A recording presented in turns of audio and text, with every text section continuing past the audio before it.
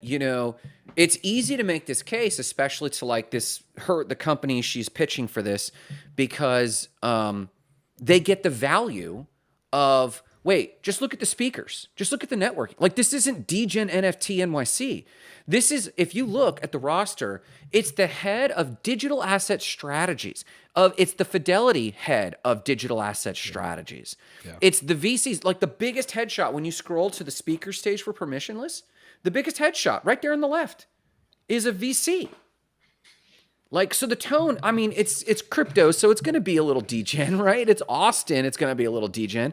We should go to a tantric retreat together. Like, Austin's the place to go. Like, come on.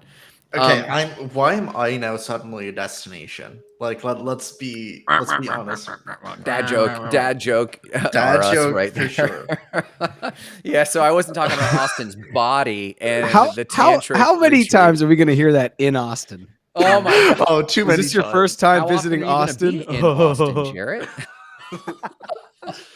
Oh my. That's one. Oh my God. Oh, That's one that's one, oh Canadian. my Oh my God. God. Put it in the bank. So I think it's going to be actually very positive, especially for those who are kind of accustomed to events. But, you know, Jarrett, you're making the point, you know, without throwing anyone under the rug, there are some organizations that can make this synthetic connection that, even if, I'm telling you right now, even if the three of us were to pick a non-crypto, non-government with Aussie, non-crypto philanthropy, or some of the other stuff you do in crypto and the stuff you're looking at doing in crypto, Jarrett, Sure. It doesn't even matter. If we were to go find a conference, we would find a way to make the connection. An example is this. I just told my team this morning, hey, I finally got my tickets. I'm remiss. You know, we're riffing on, are we going to drive or are we going to fly? You know, what are we going to do here? And I told the girls at the time, and I said, hey, so this is how this connects for me. Because these girls, I mean, I have a website company, web design company, and, you know, they never asked, they never put pressure on me, but I try to make the connection on why this matters to our progress. And for NFT NYC, they're like, this is kind of niche and nuanced and doesn't really have anything to do with us. I said, no, but do you know how many people I'm talking to? Owen Healy as a connection came out of this. Art Malkov as an interview came out of this. And all of these have led to website, marketing, development, biz dev conversations. And so it was a no-brainer to go, well, what's our marketing spend for the year?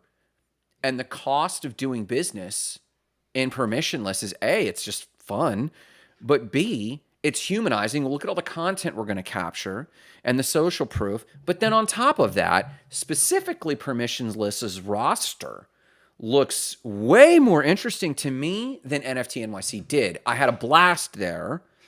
I wish I would have done more of the events. But this looks way more intriguing to me with the VCs. The SEC chair, what's her name? She's going to be there. Not Jay Powell, Pierce? but or not Pierce. Pierce. Esther Pierce. Yeah, Esther Pierce. So what are you guys looking forward to most at NFT NYC? At NFT. permissionless. We've already been. We're going to permissionless. Oh, I'm sorry, at buddy. permissionless. Sorry, my bad. I looked away. Yeah, you looked away. Your brain turned off for 2 seconds. It did.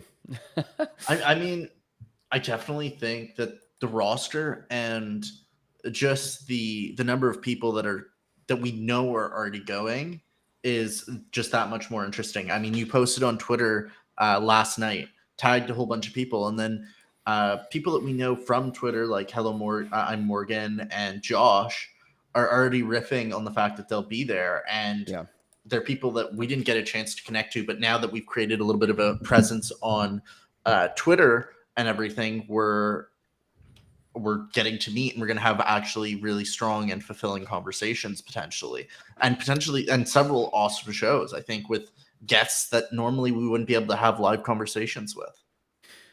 You raise an interesting point in the middle of that, and that is this idea that, you know, we met for the first time in person at NFT NYC.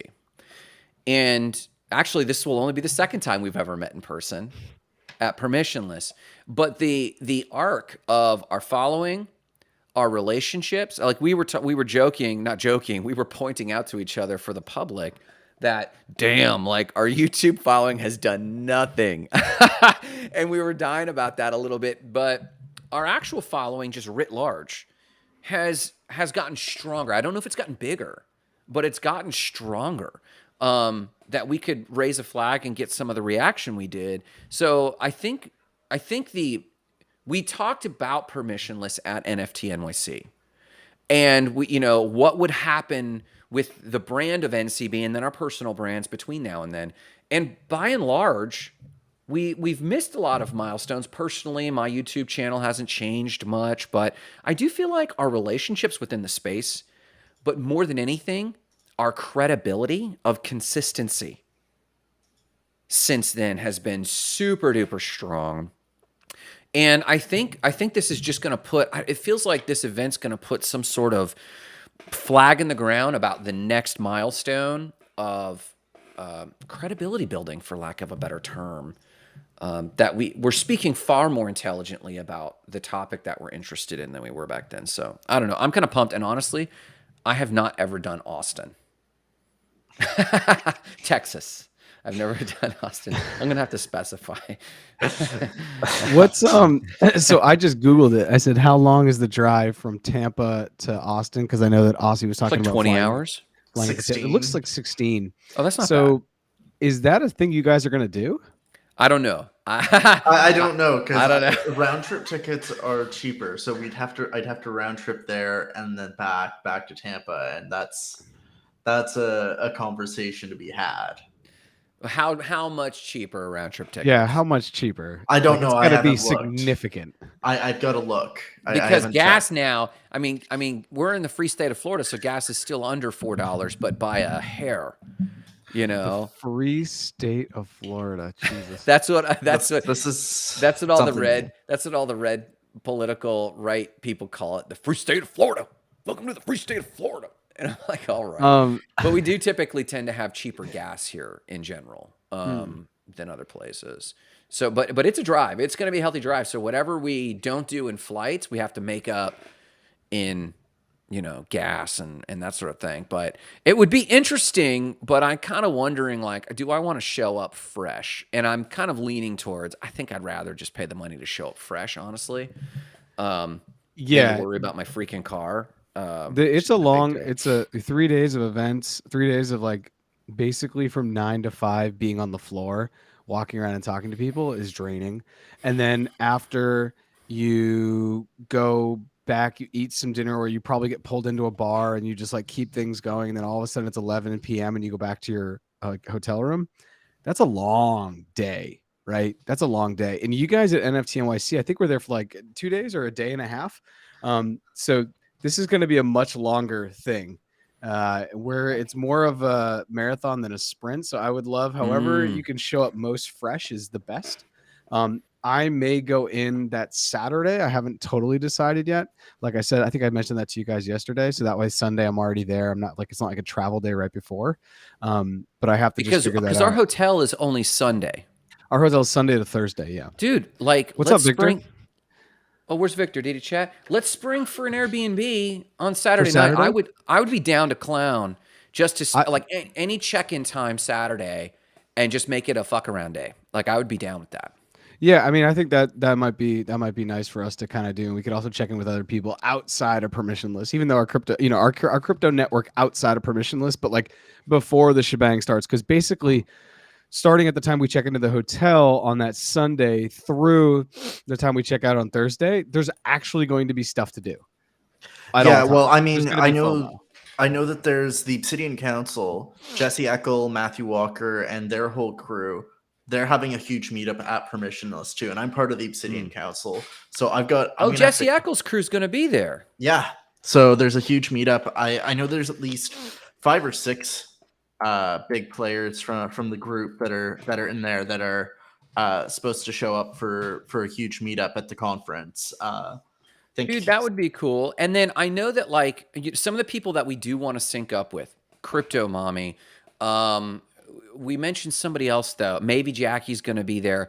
I know all of these people have their own networking agenda for sure, and we'll have our own shtick. So if there's any bookend time where like, I'm even thinking like on the day after, I have some flexibility just being self-employed that I'm even wondering if I fly out the following day, get an Airbnb the night our hotels done because people are just going to be racing around then too. So I'll have to see how the dates are working. So what's the last night of permissionless? The 13th? Yeah, the Yeah. Wednesday evening. So it's Monday, Tuesday, Wednesday, and then Thursdays. Well, at least when we're out of the hotel. But, Thursday we're out of the hotel. Okay, well yeah. then that might cover it. Then I just might make it a late flight for me. Yeah, when I just so flew that out from Consensus, it was like 3 p.m. because I wanted to give myself time. Other people were out at like 9 a.m., which means they were leaving the hotel by 6, and that's just Yeah. like craziness. Yeah, and I'll have to see like how the gym is and all that sort of stuff because I'm gonna try to keep up with all that for my content. Well, Grant, that's actually something I wanted to say. Is that I am also going to be, and Aussie maybe as well. I'm also, I'm going 6 days a week to the gym. And I need to definitely get that done in the morning because in the afternoon, you're just not going to get it done because you're going to get pulled into a meeting, invited to this. I will say, though, Grant, it may be good for you to start in about 2 weeks to change your sleep schedule because a lot like that last Wednesday, there's going to be something that will go to 1 a.m. That's just like, you don't have to go and drink. You could just go and hang out. Like George Pate, I'm not sure, George, if you're watching this, but like that Friday of Consensus, we went with Jessica Yang, with Money, with a couple other people from the kind of the cohort, and we were out to like midnight. I did like light drinking, even though it was an open bar, but it was so good to like interact and you get to just talk with a bunch of people. I met a bunch of people. That's actually where I did have my hoodie on, which like got some comments. And so it's definitely a sprint. It's definitely a marathon, not a sprint. And I wanted to just shout out that like they're going to be long days. So I know you normally get up at like what, 3:45, 4? I get up at 3:30. I'm at the gym at 4. Yeah, I think we're pushing that back to like 5:30. Yeah, at least. Gym at well, I 6 mean, to I'm also the 7, master of there. naps, MFer. Like, and yeah, I know except you're not gonna have time for midday. Yeah, except you're not gonna want to go home and back at and NFT nap. NYC, Yes, but clowns. NFT NYC was like. Yeah, and NFT NYC, you didn't pay for the ticket. So now that you paid for the ticket, things are gonna, the investment looks different. And I just know we're all gonna be buzzing because we're all, Sure. Grant, you've got your own connections. I've got my own connections. Aussie has his Obsidian Council and his own connections. So there's just unfortunately always going to be something to be done. But I am totally down for nap time. Maybe we have not Crypto Bros nap time, right? We can stream it on Twitch, and instead of going to what's the candy bip girl that beep, beep, and like get all the roses on TikTok and shit, like we'll just literally live stream Not Crypto Bros takes a nap, and we'll do it Haynes her way. And we'll start our OnlyFans for all the people that just want to watch other people nap. That's it. I'll bring a purple light. It just like sets a glow. A purple light. I'll bring like a Pikachu onesie and just nap in a Pikachu. I'll bring a Vitalik onesie. It's just Vitalik. I think a Vitalik. You wouldn't fit it to be too thin. It'd be like an aspen tree. It would be too thin and too tall for me. Yeah. I think Hello, I Am Morgan has a specific bear suit onesie she wears now and again that she kind of gets a lot of engagements for. Maybe I could grab that one. But I am interested in meeting the locals. Like there are locals like George Pate. Is he local to Austin or is he just in Texas? George is about an hour and 15, hour and a half outside, but he will be at Permissionless. He and I were actually talking yesterday, so he'll be at Permissionless. I'm not sure for how many days, for like exactly what, but he will be there. Also, cool. I'm dragging you guys to a country bar, and we're gonna go listen to some like good old Texas independent country music one night. Because what do you know about Texas? What is happening, Aussie? Country? What? I listen. You guys don't know this about me, but I listen to a ton of country music, and a lot of it is Texas independent country music. What? I'm excited for the Canadian to be my cultural liaison to country music. To American cowboyisms. So this is George Strait. Well, I was gonna say I stopped listening to country back in the not George Strait. Who was the Thunder Rolled? Who was that guy? He was 1990s, had the gallon hat. Who was this guy? You talking about Brooks? Garth Brooks. Garth Brooks. Like I went through a whole period of my life where line dancing was life. And yeah. that was the bar at at my university, every Thursday night, you got drunk and line danced. So yeah, The Boston city kid is having his mind blown right now. This is a whole thing. Maybe we should go line dancing. I've never done that. I'm down. It looks fairly easy compared to other dances. Salsa. Exactly. What's up? It's exactly like salsa. That's what I was gonna say. It's a metered dance. Once you know it, you're in. Yeah, man. But I am looking forward to some barbecue. I am looking forward to seeing what is Austin all about. And Austin is a broader tech scene. Like, so I'm wondering on the bookend days if I don't need to book time like outside of the crypto sphere and actually do some interviews with people that I've been trying to sync up with for a long time. I mean, some of my favorite humans are in the Austin area now. And so it's just like, daggum, like, what are the chances I could actually get downtown? I guess this is downtown, but like stretch my legs and see other things. So that's what I'm hoping. What else is going on in the crypto space? I mean, permissionless is and events, we can get sucked into an event vortex, but does this move the needle on anything? What do you mean? I think it could. What? On the market? Well, I think does permissionless move the market? Okay, that's a different question. Move the needle on the market? Is that what you're saying? I mean, just events in general, like NFT NYC, I think there was an NFT bump. I won't say spike. I will say bump. Just of excitement around who's going to announce anything. But it's not like that at permissionless, right? There's nothing to announce. I would disagree. Okay. Certain projects might get bumps. Projects that maybe have one of their CEOs or something speaking at the event, they could get a bump. Or even if their founder is just there, they're a small DeFi project and their founder's there and they have a project meetup, you could have a bump. Like certain projects could have a run from that, and a pretty nice run because you like, maybe 100, 200, 300 people that have never heard about the project find out about it, they buy in, and then you start seeing it kind of ranking a little bit high on DEX tools or on CoinMarketCap, and then people start looking at it and buying in. And I definitely think that that's a possibility for something at permissionless, where I think permissionless is, there's going to be more people at permissionless than there were at NFT NYC. And you think so? I think so. I think there will be. And I think NFT NYC, some of the projects that had those big announcements are already large cap projects. So the average investor to buy in was, we were talking about Pudgy Penguins. I remember we were talking about Pudgy Penguins when we were there. And I can't remember, it was like something like 30 or 40,000 to buy Pudgy Penguin. It was at 8 ETH, which was around 30,000 at the time. Yeah.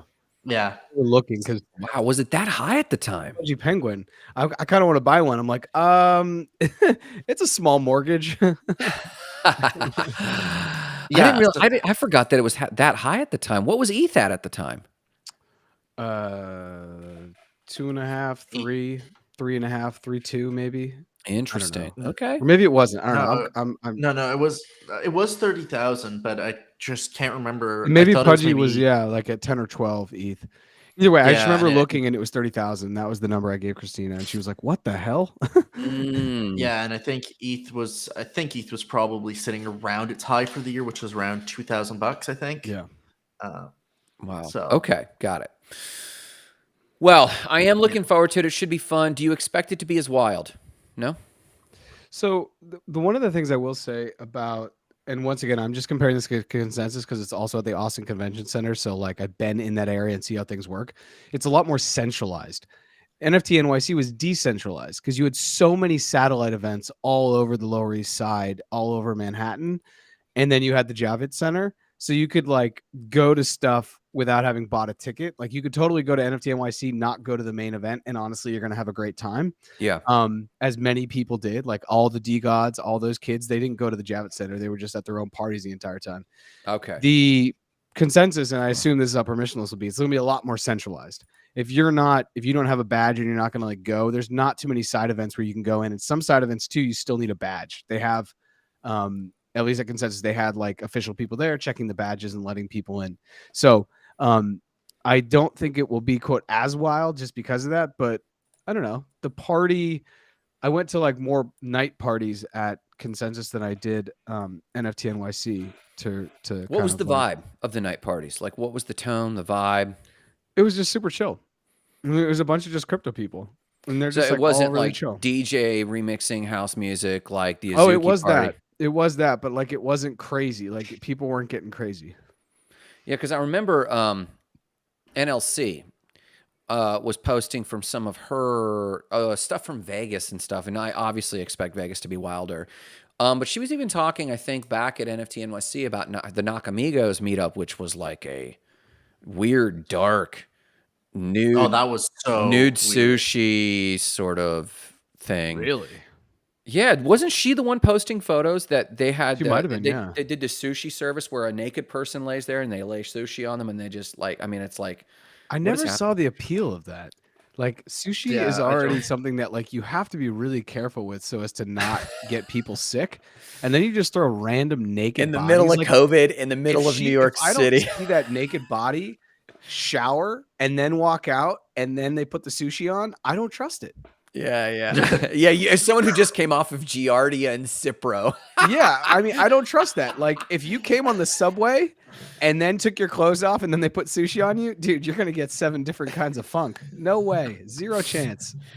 I everyone is sensual. I mean, people have their thing, and you know, This is Everyone Grant is saying he would sensual. eat the sushi. I don't like This is no, Grant I don't saying like Grant right sushi, now. but maybe cantaloupe. I mean, like maybe burnt end briskets. If they brought in Austin burnt end briskets, there might be an appeal. You know, I mean, who knows?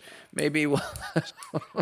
So we know what Grant and Marissa do in their spare time. Yeah, Marissa, this is why Grant wants to get fit because he just wants to be a sushi body. That's all. I want to be the person. I have a weird fixation where I want you to eat sushi off of my. Yeah, exactly. That's why Grant wants to get fit. That's too funny, man. Twitter, what naked and sushi. Allison's down to clown. She just says what. Allison said, "Where are the chopsticks?" You know? Where's my wasabi? See, that's where it would go wrong for me. If they couldn't figure out where to place the wasabi, and it's just downhill from there. So you close your eyes, right? And on the top of your eyelids, you have the wasabi and ginger. That's where they put it. Oh, So you can't move your eyes God. or you die, essentially. that is just no. Alice. Just no. So Victor just posted in here. He posted this Threads project, which is going to be coming out, and I've been kind of watching this. I don't know if I'm going to mint. If I mint, I'm just chasing price. Honestly, I think it's cool, but it is something I've seen, and from what I can tell, So as this Victor is. calls out I'm going to pull here- this up. I'm pulling it up. Keep going. Yeah, as Victor calls out, it's generative art. So I've seen a couple people post about how this is going to be a big thing, and I guess we'll kind of see. Okay, let's talk about this briefly. I'm going to bring this up on the screen for viewers worldwide. So what happened to you guys on a Friday? What has happened to you guys on a Friday afternoon? You know, we got the giggles, Allison. I think we're a little high because we finally are starting to get our permissionless arrangements together, and we're starting to get buzzed on that a little bit. That's, I think, what's happening to us. And we were then shit talking some of the weirdness that went on at NFT NYC, but then we found out that we have a fixation and a fetish for someone to eat food off our bodies. Not really, but When Grant says we, he means he. Yeah. but let's take a look at this real quick. So I was talking to Jackie yesterday on our little wellness Jackie Roach live yesterday. We just kind of went live. And we ended up in a really cool conversation about, you know, the intersection of real art and artistry and the artist spirit, and how we've been mostly unimpressed. I've been mostly sincerely unimpressed at the art. By that, I mean this. There's a difference between cool art. Like Azuki's to me is kind of cool, but it's not like art. And I pointed out to her one of my favorite art movements was the Hudson River Valley School. And these are arts pieces that when I see, I stop and I'm filled with some emotion. To, you know, I haven't gotten that from much art. And a lot of the generative art The Tyler Hobbs is one that she refers to quite often that I have respect for, but it doesn't move me. I just brought this up and I thought, I like that. I'd put that on my wall. So this is called the Threads Project. Tell me more about this. If you're asking me, I really don't know much more, but I have seen many people, different people who like don't know each other on Twitter post about it and just kind of say it's a new project, it's coming up, it's going to mint. It's one of interest. It probably is going to mint out. The fact that it has even there on the tweet, max per wallet 10, I think kind of speaks to where it's going to be. This Professor Yun, I don't really know anything about this person, but anyways, I've just seen it in different places, so it's kind of, I don't know, it's kind of resonant that Victor would post about it, because I do think Victor and this guy Beach Hills, who I know IRL personally, he's from Massachusetts, now lives in San Francisco. These are the two guys who kind of have their finger on the pulse of like up and coming artists, especially Web3 artists, and just like cool Web3 projects. I would be down with this. I mean, if this is ultra high res, if this is even a representation of the size of the image that one could get, because, I mean, there's a lot of high res NFT projects, but I don't think you could print them up this large and see something at high resolution. I'd like to see how to get on the allow list for sure, because I would jump in on this. I want to start supporting artists, not people experimenting with art, not communities that are promising all these community bullshit that very few people are delivering on. Not none. Speaking of which, let's make a pin to circle back and get an update from the Utes community, Jarrett. I would really like to get an update on what you're seeing from Utes. But this is interesting, and of course he goes for the magic angelic number to really suck in all of the hippy dippies, the 777 threads. I think it's a brilliant piece of marketing to call them threads right now, and to post this on X. I think that's pretty brilliant. So let's see how we can get on the allow list. This is interesting. It's a decent price. They're not trying to rake anyone over the coals on price. That's not bad. What does that come out to? A tenth of an ETH is $180 right now. So this is what, $150. $130, which is super reasonable for if it's going to be a big project. Yeah, that's pretty big. All right, Victor. Thanks for floating that onto our radar.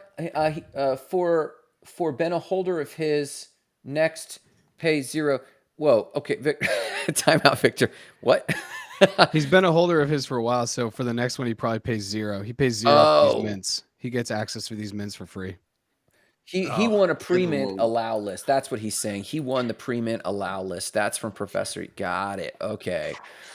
I'm looking forward to that. So, yeah, Jerry, on topic, tell us what's been up, if anything, with Utes. You've been lurking? Utes is kind of floundering because this is what happens in NFT projects when founders come out and they say a date. I mean, the floor price is 1.8, which is actually pretty good because it went all the way down to like 1.4, 1.5, 1.3. I think it got really cheap. Yeah, but I mean, ETH has been dropping. ETH has been dropping. So they have been saying that DeGods are going to go season 3 and that Utes are going to go season 2 for probably 2 or 3 months. And I think it was actually supposed to even happen in July, and now we're in August. So I think the average degen has no patience, can't see past a day away, lives in the world of FOMO, has crazy anxiety, doesn't understand certain things. And so if you get enough of those people together and they all get in the Discord, it could blow up. I still haven't even joined the Utes Discord, but I need to do that sooner than later because I know that there's going to be some kind of a D-Labs meetup at Permissionless, which I would love to go to and just kind of, dunk into. So I'm not really sure. I do know that like long term, I just think Frank is continuing to do the right thing. And what I understand is that season 3 for DeGods and season 2 for Utes are supposed to make Utes and DeGods more approachable and more kind of fun and friendly. I think a long-term goal for D-Labs is to turn this into like, they see what Pudgy Penguins did by launching kids' toys. they see Yes, what Doodles is plushies. doing by looking just like a really soft and approachable creature. And if you look at DeGods, there's like nails in people's heads, you know? Yeah, So they arrows want, and open bleeding hearts, and yeah, yeah. there's open wounds. They look more like zombies. And then Utes are just kind of like too cool for school. They're really expressionless. A lot of them have glasses. You can't really tell. They're just kind of like cool looking things, but they're like cool looking like the T-birds of Greece, right? Like they're not approachable. And so I think in season 2 for Utes and in season 3 for DeGods, what I've heard is that they do want to make these things more approachable. They want to change some of the metadata so that way you can have, like, if you choose to have it, it can be a little bit kinder, because I think long term they are trying to turn it into I'm not sure if it's going to be a show, but they do want to make it a Some little bit sort more of palatable for a wider audience. So some sort of IP for sure. yes, for sure. Yeah.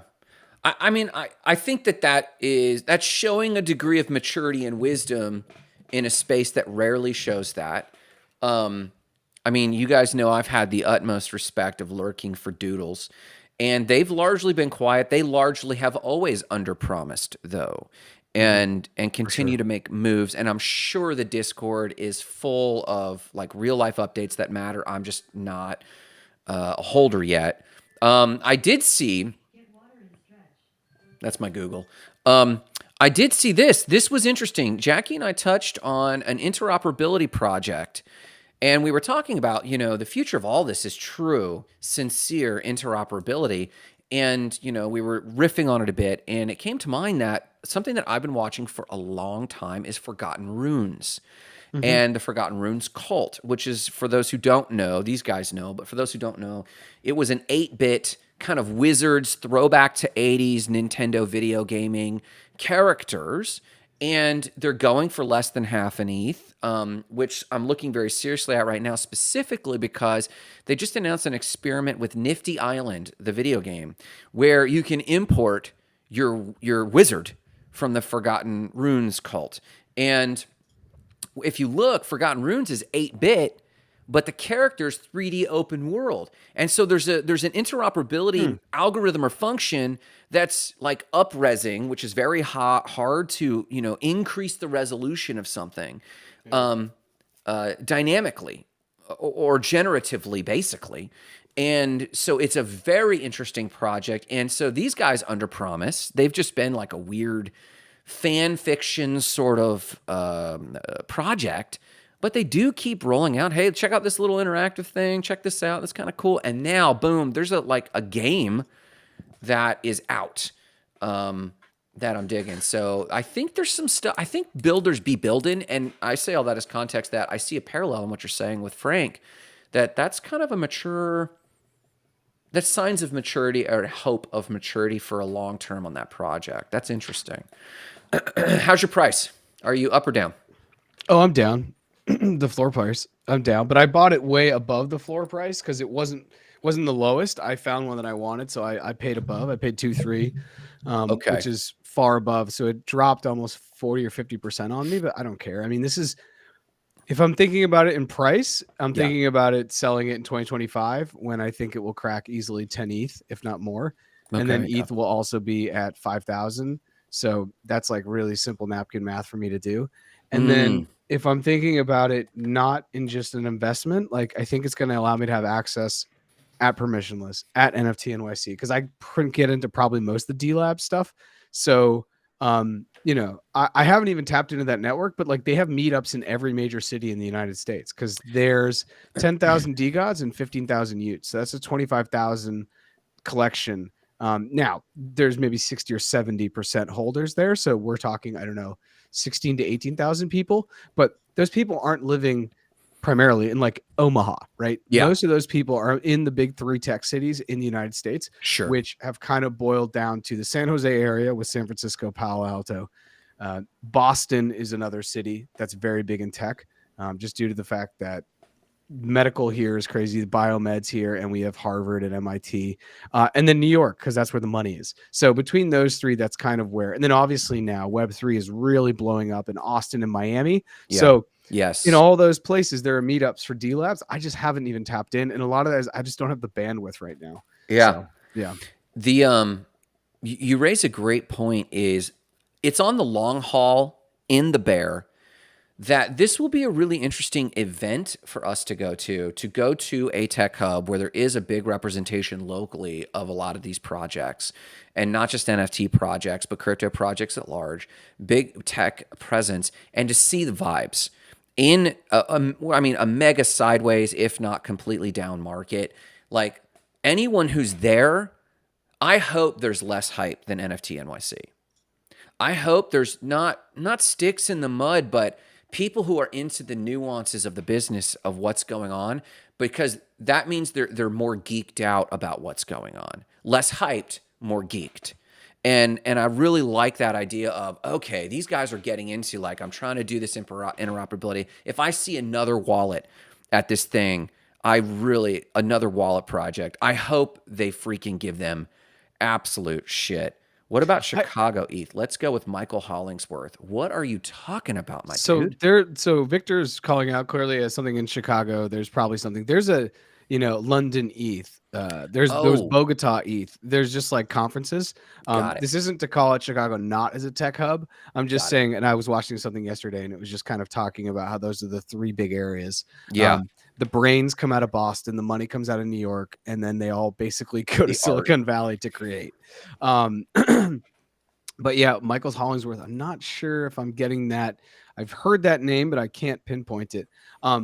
Aussie, what are you thinking about other than the Obsidian Council and hanging out with Not Crypto Bros? What is something you're trying to do? And when I ask you this, I want you to answer with your decentralized news hat on. Are there things you're trying to get done for that? Because we've always talked about, yes, it's great. Not Crypto Bros is going to continue to grow. We're going to do what we can. But also, if our individual pillars grow, that's a good thing too. Because then people will find out that I do this, you do this, and Grant does this, and they're like, oh wow, that's cool. It's a live show. Let me tune in. So I'm looking to potentially connect with some guests that I can have to add as like other analysts, other creators that I can add as additional analysts or segment people within the decentralized news show, so that we can kind of increase not only the level of expertise, but just the level of reach that we have. Because I think that's one big thing that I've got some reach. We're 118 subscribers. We're on average usually doing about 100 views a week. But it'd be great to be able to add more expertise, because right now it's just me and my co-host. So having other experts to be able to join in, either people that are even better at TA than I am, or experts in very specific pieces that we can have come and comment on special pieces. Crypto Mommy should be your hookup for technical, right? She's like the TA queen, right? I'm not sure if she's TA queen, but maybe, yeah. I mean, she would probably hop on us. Yeah, I think that's great. And I'm thinking about the same. I mean, there's no reason why, if you're trying to get guests, like I'm trying to get guests, and this is in September, there's no reason why I shouldn't have enough guests throughout the end of the year if I just put a Calendly together and share a QR code with people, or just get their DMs. I really want to find, because that's such an easy thing. Hey, you want to be on my podcast? Great. Fill this out, click this button, do that.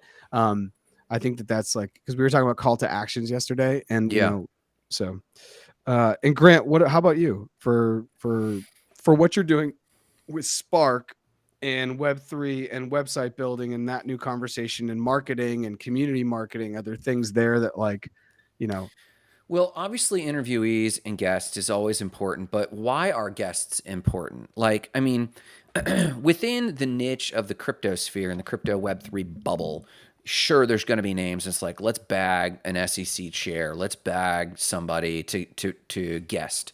But why I like doing interviews and guesting is I really sincerely love the feedback loop, the thermometer, the canary in the coal mine of 100 different voices and synthesizing where things are really going. So writ large, like, I go to these things as like a giant radar.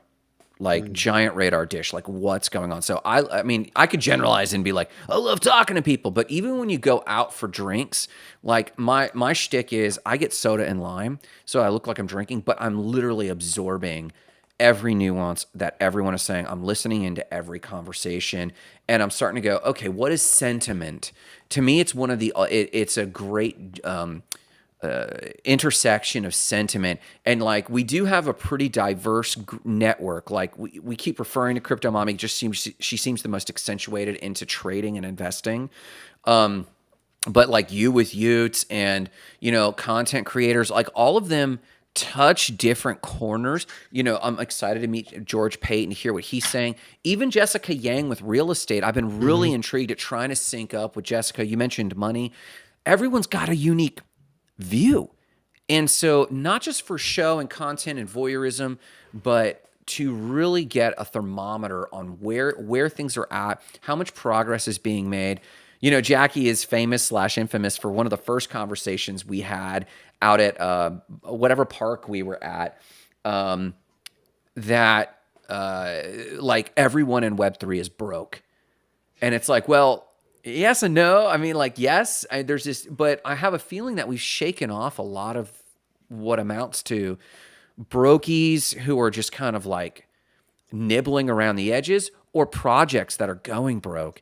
And now we're seeing people who are really doing the down and dirty work of building the architecture of Web3.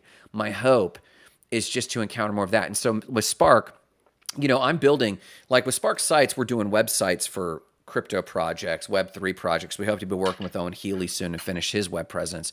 And because we have affinity for that group and we know web very well, like we really know web tech, and they call it Web3, but really, like, is it really? There's very small nuances that are actually Web3.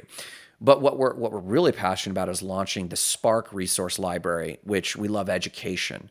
And so we're trying to roll out our Spark resource library that is gated with NFTs or not by choice, but also teaching about some of this, but only contextualized, not as the whole enchilada. This isn't crypto education. This is, where does crypto fit in small business?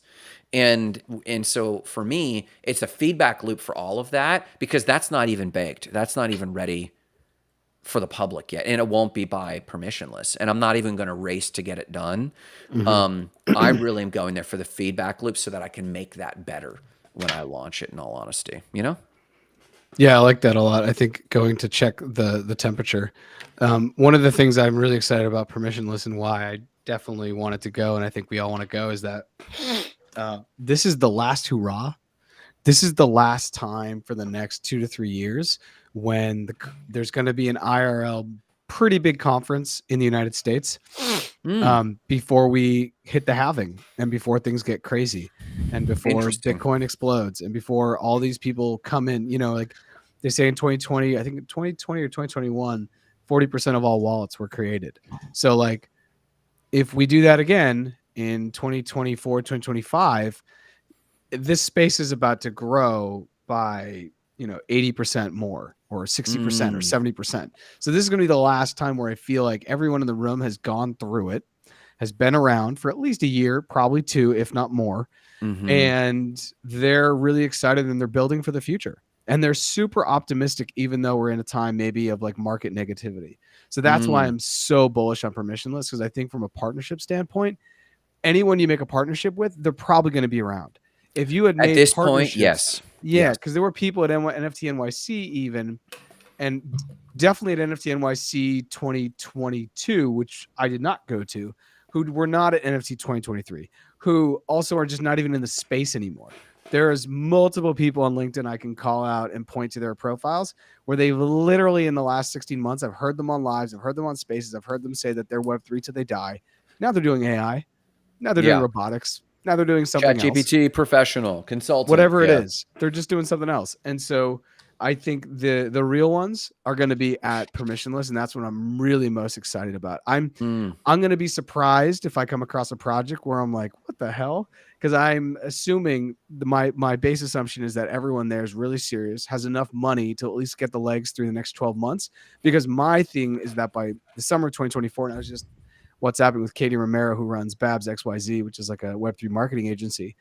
She says she's grinding it out. And I said, well, we just need to make it till, June of next year. And we're just all going to be rocking, because we're going to be post-halving. And I just think other things will have happened by then. We're going to have a little bit more clarity on ETFs. I think Binance and Coinbase will have figured out their stuff with the US government.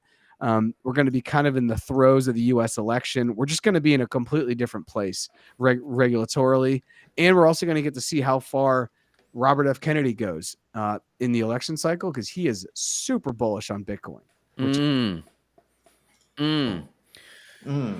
Yeah, I did that. I did not realize this was the last big event before the halving. What is the next big international like what is the next event just around the globe that has any weight or merit between now? I've been dying to hit Lisbon. There's a web summit in Lisbon that is like the web tech summit, and it has so many tracks, but it just recently added a crypto track. And it would be very intriguing, not from a cryptocurrency or token. And Jackie was very clear to remind me that crypto means something different than Web3. I am curious about the Web3 tech, access gating, ZK proof identifications. It's so much other stuff than cryptocurrencies. Go ahead. Yeah, I just Googled. Yeah, and I love what you're saying. And I would love to go to Portugal for 1,000 different reasons because I've been wanting to get out there because it's also was a place for a while. I don't know if it's still crypto friendly, but it's also a place where if you buy $350,000 of real estate, start a process, you can get residency in 5 years. Boom. And that's like I really want EU residency because then I'll have South American, North American, and I'll have the triangle there. Yeah. And I was just looking up a list of blockchain cryptocurrency conferences in Aussie. There is one from August 13th to the 16th in Toronto called ETH Toronto. Ooh. So that's in a week. That's a cool. long event for a town that size. No, how many days is it? 13th through the 16th. I mean, it could be kind of one of those things that's decentralized where there's a map and you can go to this gallery and you can do this. And Yeah. there is, I know there's something else going on in September that was pretty big that I remember was pulling. There's something, and there's some stuff popping off in Europe, but I can't seem to find it here. But yeah, this is for me like the last big thing. Now I'm not sure when. Well, and that's the other side for me.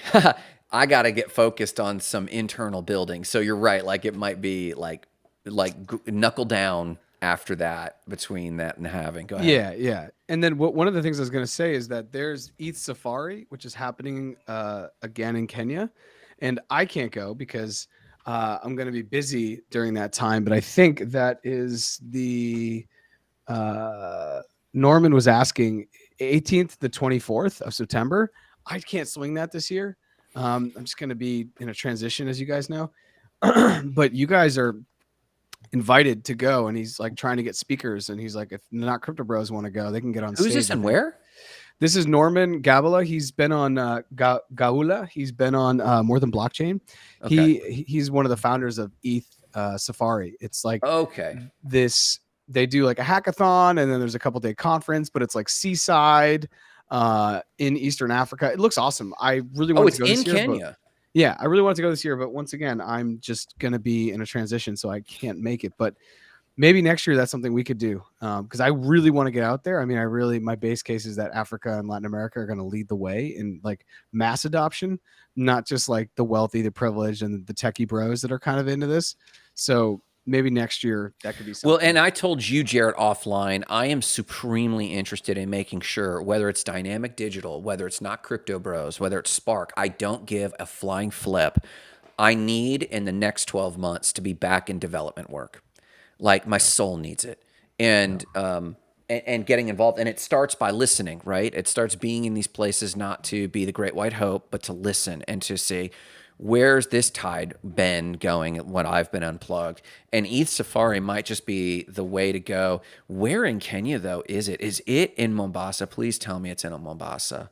I'm not exactly sure, but I definitely will go next year. I want to take like 2 weeks, go make it a vacation, make it a really fun time. I really want to go. I've also never been to Africa, and I'm just dying to go see that part of the world. And what better than go see that with like a Web3 conference where we're just okay, so it's Nairobi. It's Nairobi, which makes sense because Nairobi's really been a blockchain hub for like the all of Northeast Africa.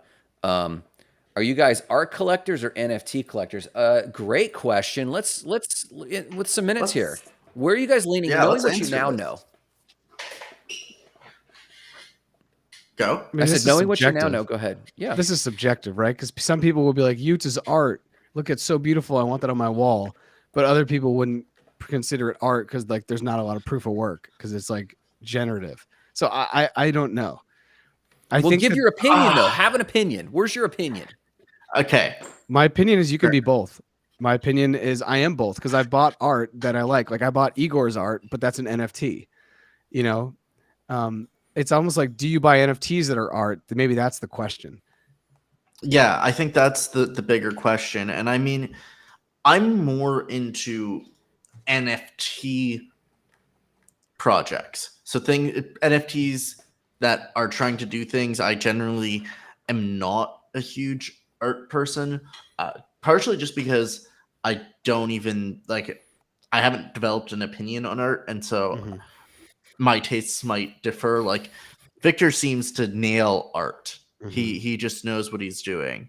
Whereas I understand I'm going to use utility but business case a little bit more. And so I can kind of look at projects and say, okay, yeah, there's a good business case here. Usually the NFT transactions that I get burned on are NFTs that are art based or hype based, and I just don't get them. Mm, So mm. I would say I'm an art. Tell the artist collective to show their pieces. Most of them are digital original piece, and the NFT will be transferred as provenance. So I was going to say I'm an art collector. I am an NFT buyer, and I wouldn't say investor. I wouldn't say collector. I am looking for. I'm looking for NFTs that have no visual component. Like I want the tech of NFTs to progress forward. I want to see the results. I know there are good builders building. I know Ken Cato and Zbyte. I know that people like them are working day and night to push their tech forward. I want to see updates. Don't want a community manager. I want a PR person telling me what the F play by play is going on with real NFT technology. NFT Now has been a pretty decent periodical for this, although periodically some of their articles seem like they're pandering towards like hype NFT visual culture, trading card culture, if you will. But I like the idea of NFT as provenance only. No, I'm looking for investments that are art in NFTs. But I mean, one of my favorite NFT pieces, I do consider art, and Jackie did my PFP. She took time; it took her hours to do it in Procreate. She's got the video, the progress video of her doing it. I dig that. I dig art. And I'll buy art, and I barely will question the price unless I just don't have the ETH to buy it. But as it comes to collecting NFTs, generally, I think it's foolish. I'm an art collector. Give me the NFT as provenance.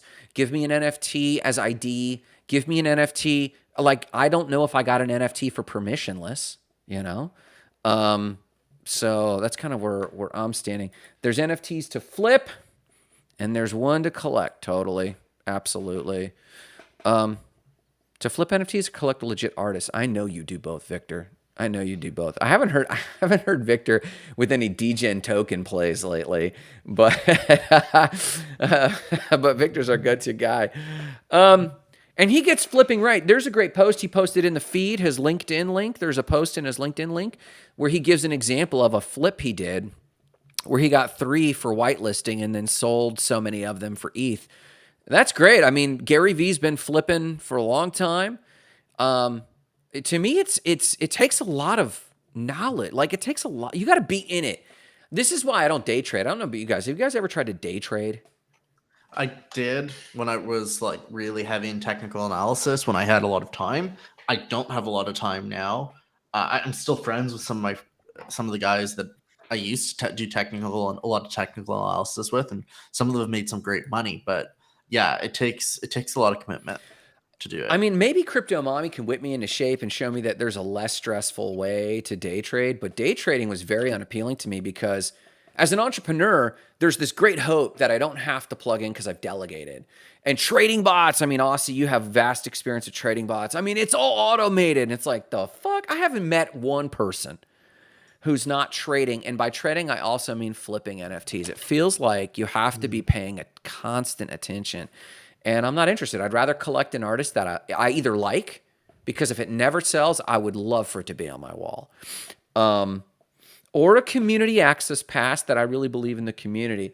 Buy order low, sell high. And now with the bots, it's a killer.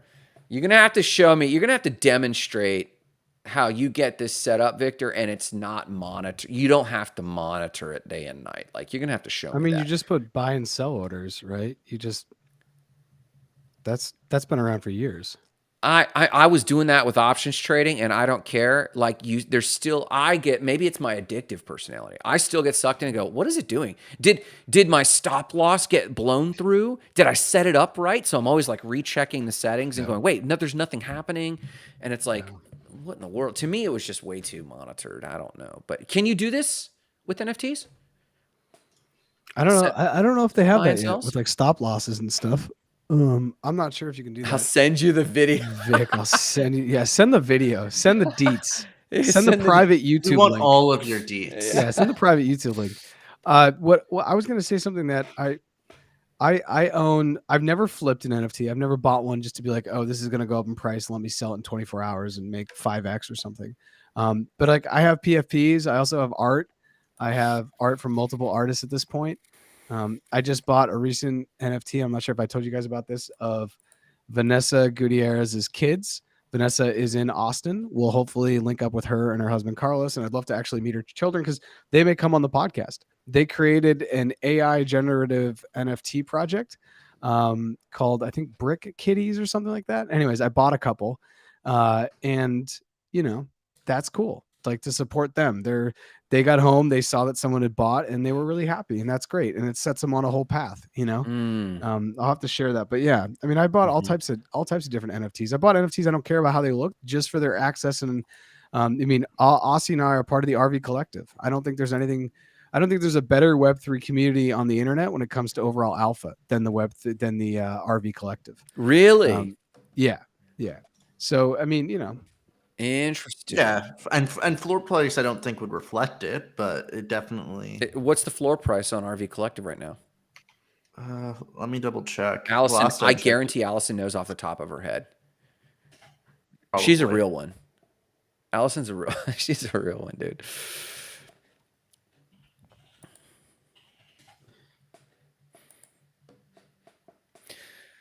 Why is it not coming up right now? Keep talking. I'll pull it up. Yeah, so I'm looking at ETH Safari here. So shout out to your contact. What was the name one more time? Norman Gabula. I know I'm butchering and anglifying his name. He's a tech lawyer, a commercial lawyer, super smart cat. The website looks on point, looks well crafted. I haven't been to Nairobi. I have been to Mombasa. Loved Kenya. Very welcoming. It was the first time I had ever been subject to racism, so it was very eye-opening.